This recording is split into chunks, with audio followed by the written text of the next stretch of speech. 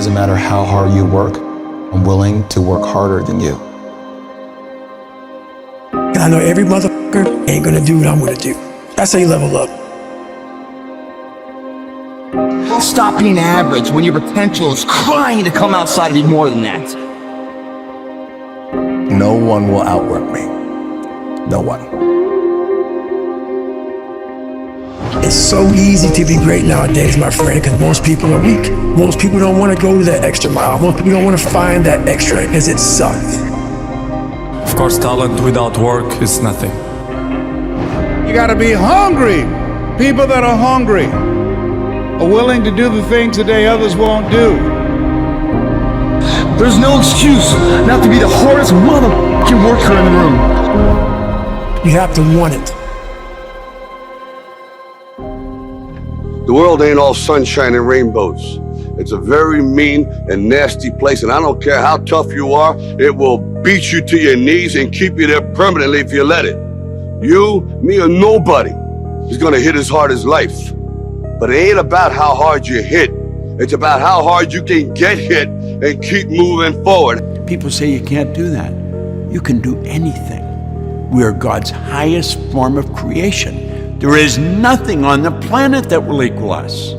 Every bad thing that has ever happened to you is your fault.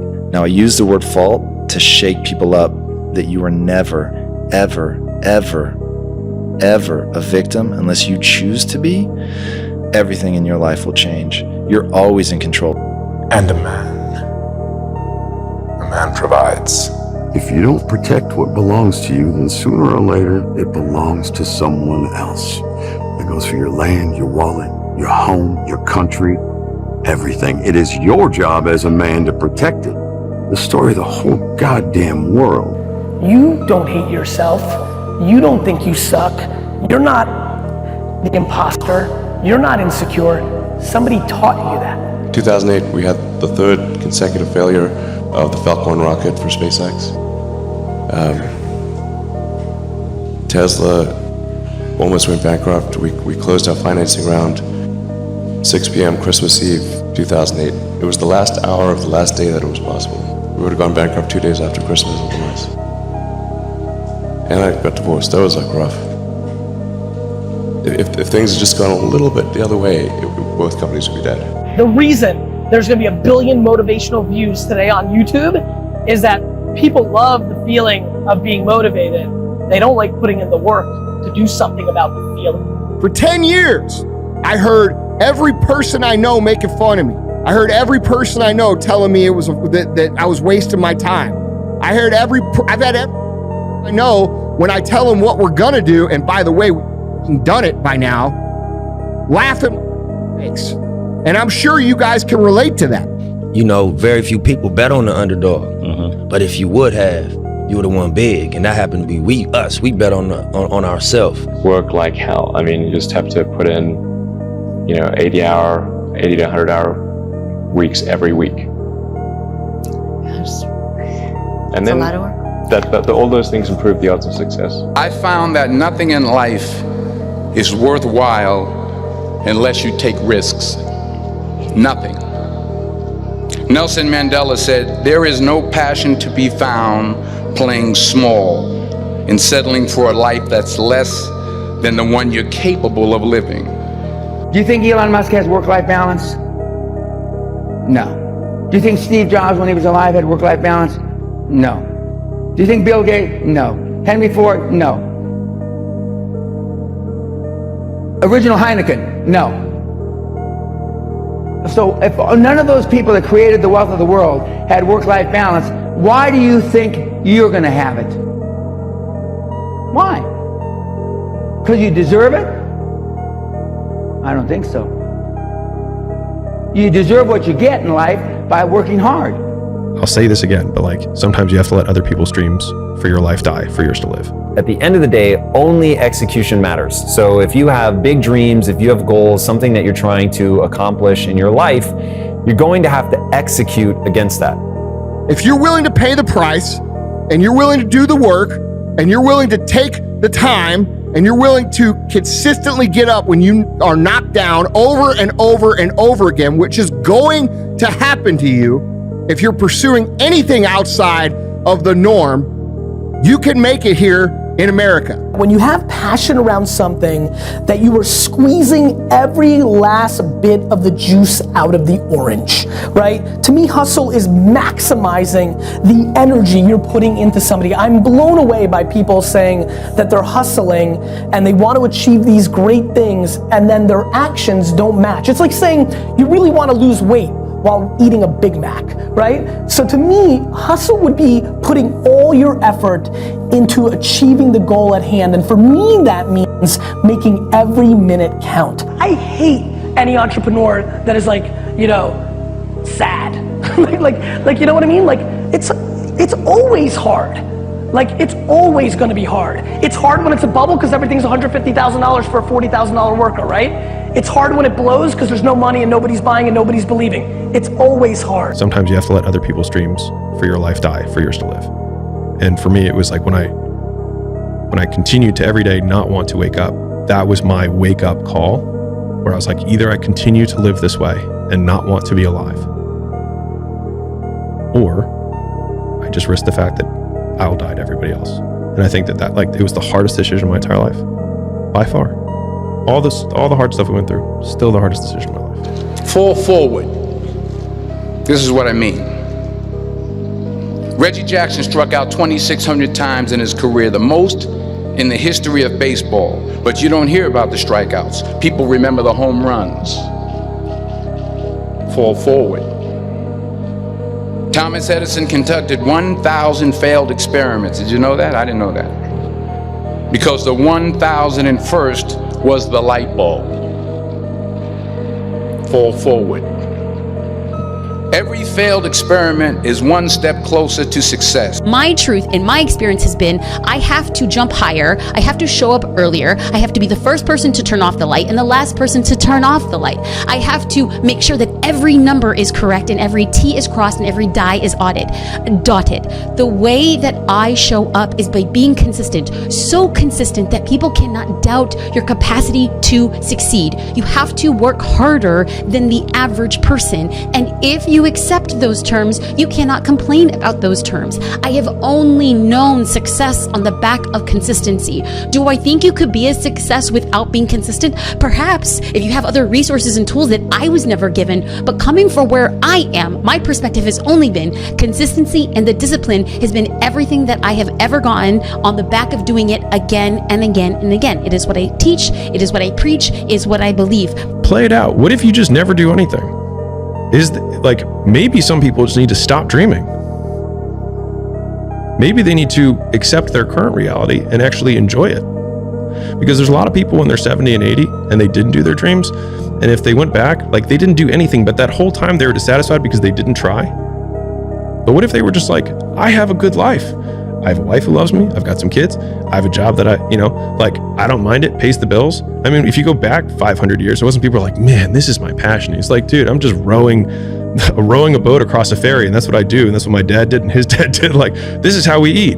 And so, like, we have these idealized versions of purpose that I think Instagram and all this stuff kind of make terrible. But like, I think there's a lot of honor in work, period. And I think a lot of people fool themselves by thinking that what they do for some reason is not honorable. And I think a lot of it is like the internal versus external scorecard of, like, I was saying what I said earlier about, like, I believe these things to be true about the universe or like the world. But a lot of those are like, what do I believe about myself? Which is like, I can choose to do work in this way, which then I can derive joy from. So like, if I'm I can choose to be like, I will be the best shoveler because I believe that I will figure out how to do this more efficiently, and I will get better, and I'll have calluses on my hands, and I'll have a better back and whatever. But I will do this well. And I think you can find joy in work if you decide to do it well. So on one hand, if your dream causes you so much pain, then you will quit what you're doing and do it.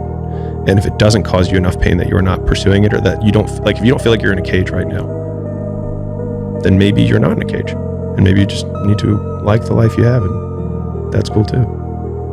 But do you have the guts to fail? Here's my second point about failure. If you don't fail, you're not even trying. I'll say it again. If you don't fail, you're not even trying. My wife told me this great expression. To get something you never had, you have to do something you never did. Les Brown's a motivational speaker. He made an analogy about this. He says, imagine you're on your deathbed, and standing around your deathbed are the ghosts representing your unfulfilled potential. The ghost of the ideas you never acted on, the ghost of the talents you didn't use, and they're standing around your bed, angry, disappointed, and upset. They say, we came to you because you could have brought us to life, they say. And now we have to go to the grave together. So I ask you today, how many ghosts are going to be around your bed when your time comes? If you didn't withdraw in fear from everything that life threw at you, who could you become? Thinking, overthinking, and when you overthink, usually you don't go to the positive. If you make all the right decisions, but you have, like, you absolutely think that it's impossible for you, but you still do the right things, you will win. Mediocrity always attacks excellence. Ooh. You know, it's kind of a rule. No one's attacking a couch potato. But the moment you start to walk toward your dream, and you start to break habits, you start to change relationships that no longer serve that dream, you start to be talked about. Now, many people are afraid of failure, which really means that they're afraid of being ridiculed. Mm-hmm. But once you become aware that you're going to be ridiculed if you fail, and you're going to be talked about if you succeed, then you're able to put that aside. Because you know you're going to be talked about either way. No matter what, yeah. Or if you go for it and succeed, they'll say, oh, it was luck, you know, whatever they say about you. So once you get out of your mind or become aware that people are going to talk about you either way, then you go for it. You're alive, here you are, you got these problems to contend with, and if it's an impossible task, then how could you be anything but hopeless and desperate? But then you think, well, wait a second, how would things transform if I took this on as a voluntary adventure? You know, regardless of its scope, and the scope would include unjust suffering, death, and hell. And that's not just some religious or metaphysical vision. It's like, no, you're actually going to have to contend with that in your life, in whatever way those things make themselves manifest to you personally. That's coming, man. And so maybe you better get prepared. So you can't say you want to be successful. You can't say there's certain dreams and goals, there are things you want to have and things you want to be if you are still average. Success and average have absolutely nothing to do with each other. That's what I'm telling you. Your boss can't stand average. Your coach can't stand average. Your teacher can't stand average. Your spouse, listen to me, your mama might put up with it. Your daddy might put up with it. But listen to me very closely. Nobody really likes average. Some people have a problem for every solution. Some people don't believe that they can achieve at a high level. Some people are okay doing what average people do, doing just enough to get by. But that's not you. You have dreams, you have goals, you have aspirations, you have desires. And you are taking action to make all of your dreams a reality. If you practice forthright and voluntary exposure to that which terrifies and dismays you, it transforms you.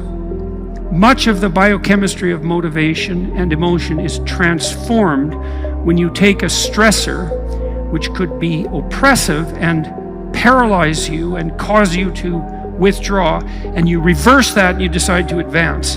It's like a different spirit inhabits you. And I mean this physiologically. There's a whole different pattern of being that makes itself manifest in you neurologically and psychophysiologically and pharmacologically. So you take it on as a challenge, right? And that transforms you at a cellular level too, because one of the things we've discovered in recent years is that if you do something new and complex, then that turns on that parts of your DNA that haven't produced proteins before will start producing new proteins and reconstruct you from the cellular level up. So it's a deep transformation, and we have no idea how deep. And again, you could ask yourself, if you didn't withdraw in fear from anything from everything that life threw at you, who could you become? The only belief that matters is that if I put energy and effort into getting better, I actually will get better. And so you can look at anything and say, okay, maybe I suck at this right now, which was the key realization for my life. Okay, I actually am not good. Like, my father-in-law wasn't crazy. I really wasn't anywhere useful for his daughter at that time. My mom wasn't crazy. I really was lazy. So she was just picking up on the fact that I was tremendously lazy. She wanted me to be successful, but she was just looking at my behavior. And so I hadn't been misidentified. People just didn't calculate how much I could change, and that I would so grasp onto the ability to change as an emotional life raft. And so the big switch was that I decided to believe that I could get better. And once I made that decision, it aligned my behaviors with skill acquisition. And that's all life is. Acquire skills. Listen to me. Don't keep calling me and telling me you're going to get on the dean's list. Do me a favor. Don't tell me you're going to be on the honor roll. Shut up. Go to work and show me. Show me what you got. Extraordinary mindset. You are determined to make the impossible possible. You are determined to make the unbelievable believable. You are determined to do more each and every day than that average person will do in a whole week. You are determined to do more in a month than an average person does in a whole year.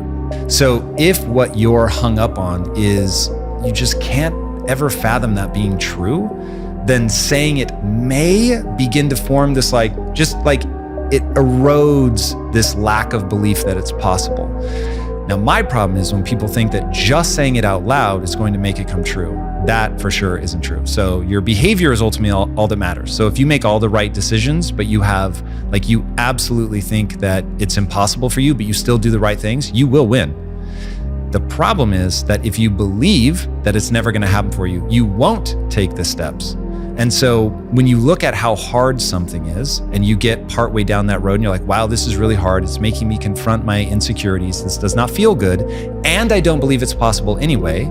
Then why would you keep going? And the answer is you wouldn't. And so nobody does. And so everybody who believes it's impossible and encounters the difficulties that success will demand of everybody, they stop 100% of the time. And so by looking at yourself in the mirror and saying, I am a millionaire, I'm a genius, all this stuff, it may function as some eroding mechanism to those entrenched beliefs that it's never going to happen for you. That would not work for me because there's a part of my brain that just screams, this is bullshit. This is bullshit. So for me, I had to align with what do I believe to be true about humans? I needed to accept that I was average. That was a huge moment for me because I tried to believe I was special, and either luck of the draw or the fact that I really am average, I've always been around a substantial number of people that are smarter than me. Literally every niche I tried to find, I would always run into somebody better than me. And it was devastating. Breakthrough for me was to accept that I was hopelessly average and that was still going to allow me to be successful. And so you might say, well, if you could really face up to what you need to face up to, not only could you turn yourself into someone that could bear the catastrophe of life and exposure to hell, but maybe you could turn yourself into someone who would still do good even while facing those things. Are you hearing me? I'm allergic to average. And the problem with a lot of you is you're not allergic to average, all right? You gotta do me a huge favor, man. You lying to yourself. On one point, you said you wanna be great. You wanna do great things. You wanna have greatness. You wanna be great. Listen to me, but on the other hand, for real, you comfortable with average. And I told you, listen to me, I don't care what side of the railroad track you were born on. I don't care if you were fluent. I don't care if you privileged. I don't care if you grew up in poverty, with the father, without a father, with a mom, without adopted. I don't care. Listen to me. The reason why I'm telling you that I'm allergic to average is not personal. ET is allergic to it because success is allergic to average. Are you hearing what I'm telling you? Success and average don't have nothing to do with each other. If the people in your circle are average, we don't do average. We won't do average. I need you to have a CEO mindset. Champion energy only. Some of y'all, you lying to yourself. You say you want to be great. You say you want to get to the next level. You say you want to be dominant on that field. You say you want to go to the Final Four. You say you want to be a national champion. Listen to me. You say you want a promotion. You say you want to start your own business. But listen to me very closely. You talk too much. Shut up, get in the lab, and let's go to work. Life. How beautiful it is. How amazing it is to be able to rise up in the morning and have that sun shine on your face rather than on your grave. Ever tried, ever failed, no matter.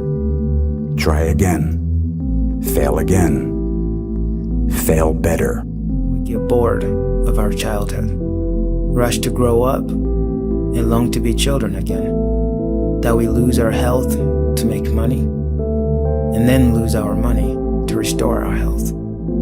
That by thinking anxiously about the future, we forget the present, such that we live in neither the present nor the future. You're already in pain. Get a reward for it. Like you're already in pain. So at the end of the day, everything is already messed up. So why would you go through all that pain and not get something for it? People tend to think that they're happy because they achieve goals, and that's not true. What's true is because as soon as you achieve a goal, then you have a problem, which is what's the next goal? And that's actually a big problem. You encounter that as soon as you graduate from university, for example. If you are a toddler, you have diaper problems. If you become an adolescent, you have hormonal problems. If you become middle age is a crisis. If you become old, it's horrible. Tell me which part of your life is good. Don't make everything into a problem. These are different stages of life. You can either ride that and enjoy it or be crushed by the same thing. This is the process of life. Physical life is a natural cycle. So when something is rolling, you can either ride it and enjoy it or you can be crushed by it.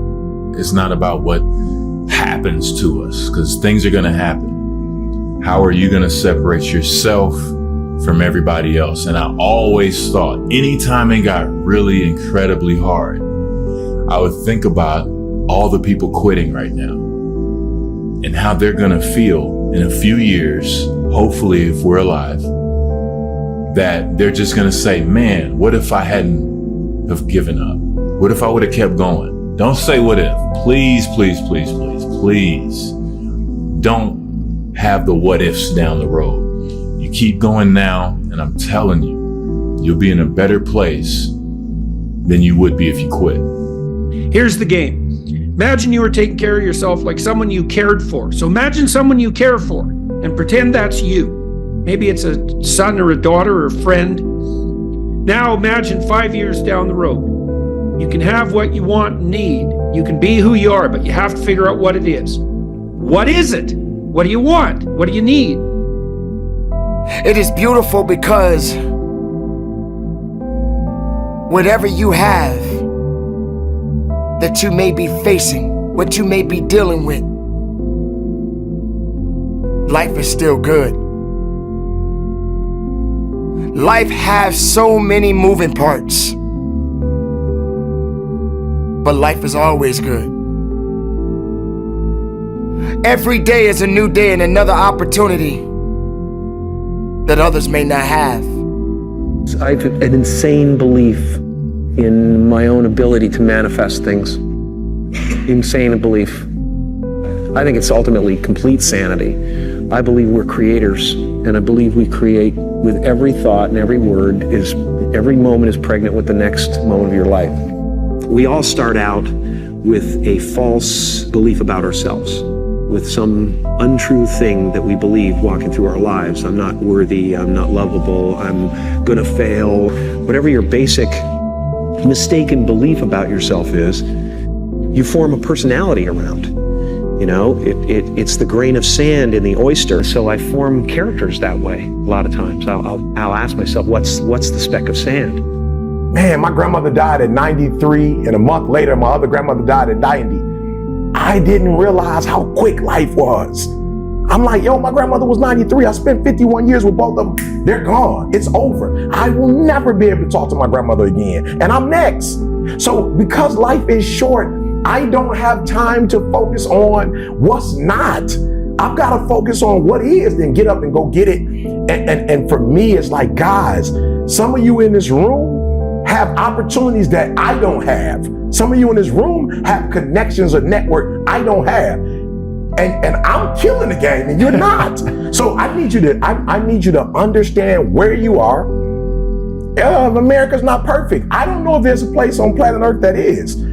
So we're not looking for perfect, but we are looking for opportunity, and we have it. So it's like, yo, say it, because I need you to understand what you have, and then I need you to appreciate what you have, and then I need you to go after everything that's got your name on it. Now, on this journey of life, you're gonna face a significant amount of circumstances, a significant amount of challenges. You're gonna fall into areas that you cannot understand. And maybe it's not in a position for you to understand at that moment. Now, when you start to feel that you are in a position that you don't love your life, then shame on you, because your life is a beautiful thing. There are gonna be so many different things that you will embark on. There are gonna be so many different things that's gonna try to slow you down. There are gonna be so many different challenges that you must face. But instead of running away from the challenge, run towards the challenge. Be able to understand that life has meaning. It has reason. And all of these things that you may be thinking that is so hard on you, just remember, sometimes you're gonna have to go through these changes, these circumstances that puts you in a position to make you feel that you're not worthy anymore. But make no mistake, you are worthy. You were created for something. You wasn't created for nothing. Life has a gift of giving. I don't even want it to be easy. Everybody would get a PhD if it was easy to get a PhD. Then it wouldn't be valuable if you could just open up the door. So I tell people, like, look at the tragedies and say, yo, you thought well enough for me to come at me? Batman, you trained in the dark. They ain't say I was born in the dark. This is what I do. Cut all the lights off if you want to. You're not gonna stop me because you got all the lights. Like, this is where I thrive. And I'm saying, if you're a real human, because we are a little different than some of the other things that were created. We have a will. There's some things that we have. I'm like, activate it. Instead of crying and quitting and giving up again, we're going to go through pain. All of us won't get a reward from it. I got a reward for mine. Like, I have worked so hard. When I die, I will physically be dead, but you'll still be knowing about Eric Thomas. The videos will still be out. The books will be out. Whatever businesses we set up, kids will still be going to college. They'll be going to the Super Bowl every year through my foundation. They'll be taking a trip to Dubai. I tell people all the time, they're like, what motivates you now? Because you have what you want. What motivates? I said, I did it, but can I duplicate myself? Can I scale this reality? You know what I'm saying? Can I scale positivity? Can I scale getting through pain? Can I scale taking a bad hand and turn that joke into a royal flush? Can I scale that? So for me, it's not, this is happening, this is happening, this is happening. I look at it, game 7, this where the Michael Jordans are made. This is where the Magic Johnsons, the Larry Birds, like, this is where the real ballers, this is when the real ballers come out. Okay, you won game 1. Okay, you won game 2. Okay, we won 2. Then you was up 3-1, 3-2, and we came back and beat you. Like, we don't go, we're down 2. We go, this is what I signed up for. This is what all the weights were for. This is the eating right. This is the getting up early, this is the trainers. Like, this is why I went to this school. This is why I got this coach. Like this, I long for this and I live for this. And some people, I don't know, are you not cut out for it? I don't know. But for me, when I see trials and tribulations, I go, it's showtime with a real Eric Thomas, with a Game 7 Eric Thomas. Please stand up, activate, Grand Slam. Grand Slam activated in shape of ET. And boom, it's out of here. So I just look at it as, hey, if you want to complain, go for it. I will rise to the level of the challenge. And to all of you watching here, come close to the screen and listen. People don't have to like you. People don't have to love you. They don't even have to respect you. But when you look in the mirror, you better love what you see. You better love what you see. Be uncomfortable. Get yourself in a situation where you feel a little bit about a challenge. You're feeling something about being challenged. You're understanding that challenges are good for you. Challenges are going to make you better, going to make you stronger, going to push you through any adversity that you may face in life. But nobody's coming to save you. There's no knight in shining armor. And the people that say they will, they don't really stick around for long. The reality is this whole life thing was never really meant to be about anyone else. You're kind of supposed to be the hero of this story. Even if you feel weak right now, even if you feel alone, you feel down, you feel like you can't do it, you can. And you will. All you have to do is show up. So, show up today. You have the power to do more than you can ever begin to imagine. Don't underestimate yourself. You don't know enough about yourself to become a cynic. And so you've got to challenge yourself to access that power that you have within you. You're more than a conqueror. I'm amazing when you don't think I'm amazing. I love me even if you stop loving me. You can say the nastiest, meanest, evilest shit that you could ever conjure up. It will never change the way I feel about myself. It takes faith to jump off of the edge. It takes faith to step into your purpose. It takes faith to step into your destiny. It takes faith to pull away from everything that is familiar, to step into uncharted territory, to become the person you were born to be. It takes faith. This is my time. This is my time. I'm bright enough. I'm old enough. I'm young enough. I've experienced enough. I'm wise enough. I understand that I am enough.